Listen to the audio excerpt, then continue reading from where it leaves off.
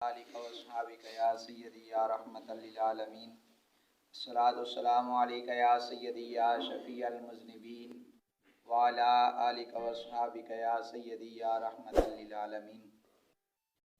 بعد از حمد و صلات، معزز سامعین و حاضرین، آج ہم پڑھیں گے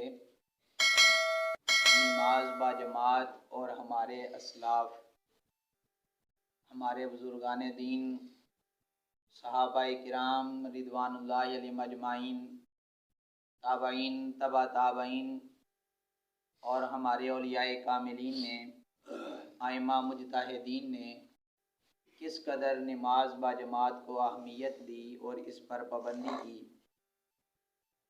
تو ہمارے اسلاف چاہے سردی ہو چاہے گرمی ہو، بیماری ہو یا کوئی بھی حالت ہو، خوشی ہو غمی ہو، کسی بھی حالت میں ہمارے اسلاف نے نوافل ان کو ترک نہیں کیا، نوافل کی ادائیگی سے باز نہیں رہے۔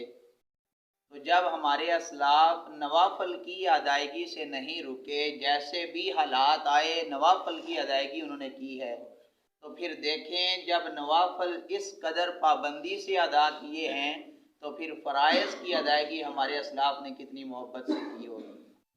اسی کے حوالہ سے ہم چند ایک مثالیں دیکھیں گے احادیث مبارکہ کی روشنی میں کہ ہمارے اسلاف نے کس حد تک نماز با جماعت کی فکر کی اور پھر اس پر پابندی بھی کی۔ عبد الرحمن بن مسور بن مخرمہ رضی اللہ تعالیٰ عنہ حضور علیہ الصلاۃ والسلام کے غلام ہیں۔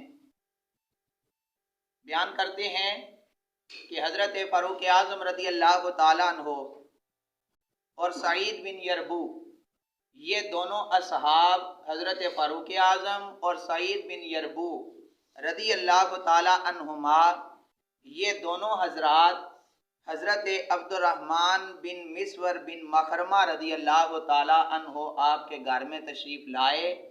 کیوں تشریف لائے؟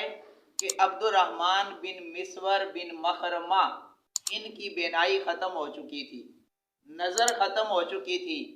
ان کا پتہ کرنے کے لیے حضرت فاروق اعظم اور حضرت سعید بن یربو، یہ دونوں ہستیاں عبد الرحمن بن مسور بن مخرمہ کے گھر تشریف لائے، ان کا پتہ کرنے کے لیے، ان کے ساتھ تعزیت کرنے کے لیے، افسوس کرنے کے لیے۔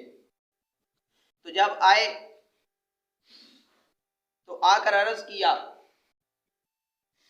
اے عبد الرحمن بن مسور بن مخرمہ، تمہاری بینائی تو ختم ہو چکی ہے، نظر تو تمہاری ختم ہو چکی ہے، لیکن تم نے کوشش یہ کرنی ہے کہ رسول اللہ صلی اللہ علیہ وسلم کی مسجد میں نماز با جماعت بھی ادا کرنی ہے اور نماز جمعہ کی ادائیگی کے لیے بھی آنا ہے۔ آگے سنیں، حضرت عبد الرحمن بن مسور بن مخرمہ فرماتے ہیں، میں نے عرض کیا ہے فاروق اعظم، آپ فرما رہے ہیں کہ نماز با جماعت بھی رسول اللہ کی مسجد میں ادا کرنی ہے اور نماز جمعہ بھی آ کر رسول اللہ کی مسجد میں ادا کرنی ہے، جبکہ میری تو بینائی ختم ہو چکی ہے، میری تو نظر ہی کوئی نہیں ہے، میں کیسے آ سکتا ہوں؟ اور پھر فرمایا لیس لی قائد، مجھے تو مسجد میں لے جانے والا بھی کوئی نہیں، میں کس کے ساتھ مسجد میں جاؤں گا؟ کس کے ساتھ جا کر نماز با جماعت کی ادائیگی کروں گا؟ کس کے ساتھ جا کر نماز جمعہ کی ادائیگی کروں گا؟ تو حضرت فاروق اعظم رضی اللہ تعالیٰ عنہ آپ نے فرمایا کس بات کی پریشانی نہیں کہ آپ کو مسجد میں لے جانے والا کون ہوگا، یہ ذمہ داری ہماری ہے، مسجد میں لے جانا ہمارا کام ہے، مسجد میں پہنچانا ہمارا کام ہے، کوئی کسی کی ڈیوٹی لگا دینا ہمارا کام ہے۔ آپ سے عرض صرف اتنی ہے کہ آپ نے نماز با جماعت مسجد میں آ کر ادا کرنی ہے اور نماز جمعہ بھی رسول اللہ کی مسجد میں ادا کرنی ہے۔ تو حضرت فاروق اعظم سے پھر عبد الرحمن نے سوال کر دیا کہ اے حضور، اگر آپ کی ڈیوٹی ہے تو پھر میں کیسے مسجد جایا کروں گا؟ تو حضرت فاروق اعظم رضی اللہ تعالیٰ عنہ نے فرمایا فَنَحْنُ، ہم ایسا کریں گے، نَبْعَثُ إِلَيْكَ بِقَائِدٍ، ہم آپ کی بارگاہ میں روزانہ ایک بندہ بھیج دیا کریں گے جو آپ کو اپنے گھر سے اٹھا کر مسجد تک پہنچا دیا کرے گا، پھر مسجد سے اٹھا کر گھر پہنچا دیا کرے گا۔ عبد الرحمن بن مسور بن مخرمہ نے فرمایا اگر اس بات کی ذمہ داری آپ نے اٹھا رکھی ہے کہ مجھے لے جانے والا بھی بھیج دیں گے، چھوڑ کے جانے والا بھی بھیج دیں گے، تو میں گارنٹی دیتا ہوں بینائی کا جانا میرے رب کی طرف سے آزمائش ہے، اس آزمائش کے ہوتے ہوئے بھی میں نماز باجماعت کی ادائیگی رسول اللہ کی مسجد میں جا کر کیا کروں گا۔ تو دیکھیے ہمارے اسلاف نے ان نماز باجماعت پر کس قدر اپنا عمل کیا اور کس قدر محنت کی۔ تو آئیے احباب گرامی قدر آگے چلتے ہیں۔ حارث بن حسان یہ بھی حضور کے صحابی ہیں۔ تو آپ کی شادی ہوئی، شب زفاف گزری، صبح فجر کی نماز ٹائم حضرت حارث بن حسان کو مسجد میں دیکھا گیا۔ تو جب دیکھا گیا تو آپ کے جو دوست صحابہ تھے انہوں نے کہا واہ بھائی واہ، حارث بن حسان کمال کر دیا ہے، کل تمہاری شادی ہوئی ہے اور آج ہی صبح صبح تو نے مسجد میں آ کر نماز باجماعت ادا کی ہے، کمال کر دیا بھائی حضرت حارث بن حسان۔ تو جواب سنیے، حضرت حارث بن حسان رضی اللہ تعالیٰ عنہ آپ نے فرمایا اے میرے دوستو، مجھے اتنی عادت ہو چکی ہے کہ میں جب تک فجر کی نماز جماعت کے ساتھ ادا کر کے اپنی صبح کا آغاز نہیں کرتا تو میرا سارا دن ٹینشن میں تکلیف میں گزرتا ہے، لیکن اگر یہی فجر کا آغاز میں اپنی نماز باجماعت کے ساتھ کرتا ہوں تو سارا دن میرا سکون سے گزرتا ہے۔ تو ہاں سنیے، اگر میری بیوی ایسی ہوتی جو مجھے فجر کی نماز مسجد میں آ کر باجماعت ادا کرنے سے روکتی تو میں اس کو بہت بری بیوی پاتا۔ اللہ کے رسول کے فضل سے، اللہ کے فضل سے، رسول اللہ صلی اللہ علیہ وسلم کی دعاؤں سے اللہ نے مجھے بیوی بھی نیک عطا فرمائی ہے، وہ خود بھی گھر میں نماز ادا کرتی ہے اور مجھے بھی کہتی ہے کہ آپ رسول اللہ کی مسجد میں جا کر نماز ادا کر کے آیا کریں۔ تو دیکھیں جب یہ سنگ اچھا مل جاتا ہے تو پھر انسان کی اگلی زندگی بھی سنور جاتی ہے۔ جب سنگ اچھا مل جاتا ہے تو پھر کمپرومائز کر کے انسان اچھی زندگی گزار سکتا ہے۔ پھر آئیے آگے دیکھتے ہیں، حضور علیہ السلام کے غلام ہیں حضرت مجاہد رضی اللہ تعالیٰ عنہ، وہ روایت کرتے ہیں ایک صحابی سے سنا اور فرماتے ہیں میرے علم کے مطابق وہ صحابی بدری صحابی تھے۔ بدری صحابی کیا؟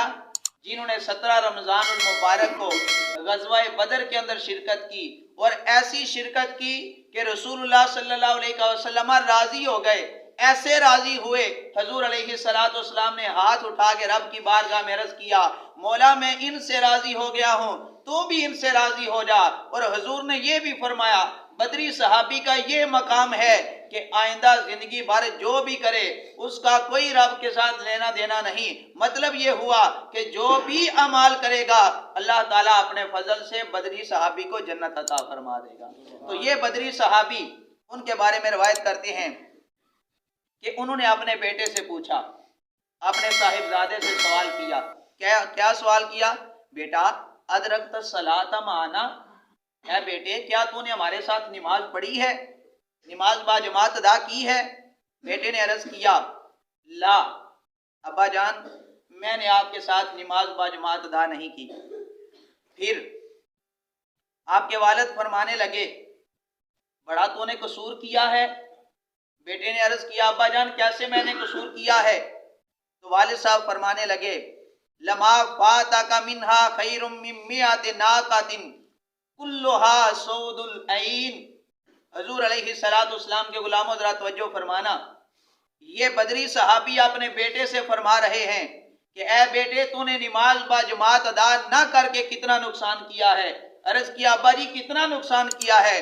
فرمایا جو تمہاری نماز باجماعت چھوٹ گئی ہے، فوت ہو گئی ہے، تو یہ اگر تو نماز باجماعت ادا کر لیتا تو یہ 100 اونٹنیاں جن کی آنکھیں سیاہ ہوں، سرخ اونٹنیاں ہوں، وہ اگر اللہ تعالیٰ کی راہ میں صدقہ کر دی جائیں اور بدلے میں نماز باجماعت ادا کر دی جائے تو نماز باجماعت کا ادا کرنا 100 اونٹنیوں کے صدقہ کرنے سے افضل و اعلیٰ ہے۔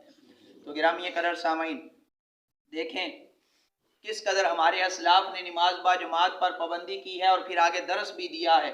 آگے آئیے، سعید بن مسیب रज़ी अल्लाह ताला अन्हु अकाबर फुक़हा में से हैं और ताबईन में से हैं। इनके बारे में आता है कि इनके वक़्त हज़रत सईद बिन मुसय्यब के दौर में कोई भी आपसे बड़ा इल्म हदीस का माहिर नहीं था।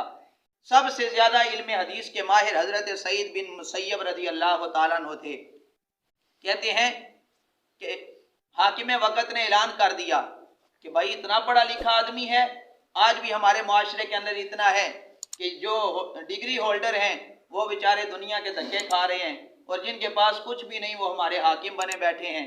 तो सईद बिन मुसय्यब रज़ी अल्लाह ताला अन्हु आपके बारे में जब ये पूरे मुआशरे के अंदर आम हो गया कि भाई सईद बिन मुसय्यब के पास बड़ा इल्म है, वो बड़ा इल्म रखने वाली शख्सियत हैं, इल्म हदीस के माहिर हैं, इल्म फ़िक़ह के माहिर हैं, बादशाह ने ऐलान कर दिया कि जितनी जल्दी हो सकता है सईद बिन मुसय्यब को पकड़ कर लाया जाए ताकि उनको कत्ल कर दिया जाए। तो जब ये ऐलान हो गया पूरे मुआशरे के अंदर कि सईद बिन मुसय्यब को बादशाह कत्ल करना चाहता है, तो फिर लोगों ने आकर सवाल किया, सईद बिन मुसय्यब बादशाह तुम्हें कत्ल करना चाहता है, हमारी आपसे ये गुजारिश है कि आप घर से बाहर ना निकला करें, आप नमाज जो है वो अपने घर में अदा कर लिया करें, मस्जिद में ना आया करें। तो हज़रत सईद बिन मुसय्यब ने कमाल का जवाब दिया, फरमाने लगे, भाई क्या बात करते हो कि मैं रसूलुल्लाह का गुलाम होकर मौत से डर कर नमाज अपने घर में अदा करूं, मस्जिद में ना जाऊं, ये क्या बात कर रहे हो आप? फरमाया अस्माउ हय्या अलल फलाह फला उजीबू, कि मैं हय्या अलल फलाह और हय्या अलल सलाह के कलिमात सुनकर भी घर बैठा रहूं। फरमाया मुझसे ये काम नहीं होता, जान जाती है तो चली जाए, मैं जब भी हय्या अलल फलाह और हय्या अलल सलाह की आवाज़ सुनूंगा मैं फौरन मस्जिद की तरफ चल के जाऊंगा। तो देखें गिरामी कदर सामाइन किस कदर नमाज बाजमात की हमारे असलाफ ने ताकीद की है। और फिर देखें हमारे हुजूर हज़रत हाफिज़ुल हदीस रहमतुल्लाहि ताला अलैह जिनकी दुआओं का ये समर बार आवर है, ये मदरसा है, ये मस्जिद कायम है, ये सारी दुआओं का उन्हीं का फैज़ है। हुजूर हाफिज़ुल हदीस रहमतुल्लाहि ताला अलैह आप रोज़ाना तहज्जुद की नमाज के अंदर 5 पारे तिलावत किया करते थे। हुजूर हाफिज़ुल हदीस पीर सैयद मोहम्मद जलालुद्दीन शाह साहिब मशहदी रहमतुल्लाहि ताला अलैह जो आज हमारे सजादा नशीद साहब हैं, इनके दादा जान जो थे हुजूर हाफिज़ुल हदीस रहमतुल्लाहि ताला अलैह तहज्जुद की नमाज में रोज़ाना 5 पारे मामूल था। और फिर जमात के साथ इतनी मोहब्बत, जमात के साथ इतना लगाव, इतना प्यार कि आप 27 रमज़ानुल मुबारक को महफ़िल शबीना का इनेकाद किया करते थे दरबार शरीफ के ऊपर कि हुफ़ाज़ उनके अंदर सपारे तकसीम होते थे कि भाई फलां अवध साहब 2 पारे सुनाएंगे नफलों के अंदर, फलां 3 सुनाएंगे, जो कि उस वक़्त से लेकर आज तक राइज है। और अल्हम्दुलिल्लाह इस 27 रमज़ानुल मुबारक को भी आपके इसी जामिया के चंद हुफ़ाज़े किराम ने पूरा कुरान पाक नफलों की सूरत में दरबार शरीफ पे सुनाना है। तो देखें ये हमारे असलाफ हैं जिन्होंने नवाफल के साथ और कुरान के साथ इतना प्यार किया। जब इनका इन हस्तियों के साथ या इन नवाफल के साथ या कुरान के साथ इतना लगाव है तो फिर देखें फ़राइज़ के साथ वो कितना प्यार करते होंगे। इसी के साथ एक मसला भी समात फरमा लें कि जमात के दौरान सुन्नतें या नफल पढ़ना इसका हुक्म क्या है। तो इसका हुक्म ये है कि अगर फजर की सुनते हैं तो उनका हुक्म है कि अगर ये यकीन है कि आप सुनते अदा करेंगे और फ़राइज़ के ख़त्म होने तक मस्जिद में इमाम साहब के साथ शामिल हो जाएंगे तो फिर आप फजर की सुनते अदा करके फिर इमाम साहब के साथ शामिल हो सकते हैं। लेकिन अगर ये यकीन है कि अगर सुनते शुरू की जाएंगी तो फ़र्ज़ ख़त्म हो जाएंगे, इमाम साहब सलाम फेर देंगे, तो फिर आप फजर की सुनते छोड़कर इमाम साहब के साथ शामिल हो जाएं, फ़राइज़ अदा करें और जो सुनते रह गई हैं वो सूरज निकलने के 20 मिनट बाद अदा की जा सकती हैं। इसी तरह अगर किसी बंदे ने फ़राइज़ शुरू किए, इमाम साहब ने भी फ़र्ज़ शुरू कर दिए, तो इसका हुक्म ये है कि अगर एक रकत अदा नहीं की तो सलाम फेर कर इमाम साहब के साथ शामिल हो जाए। लेकिन अगर अकेला फ़र्ज़ पढ़ रहा था, एक रकत पढ़ ली, अभी इमाम साहब ने फ़राइज़ शुरू कर लिए, तो इसका हुक्म यह है कि 2 रकतें पढ़ के सलाम फेर दे।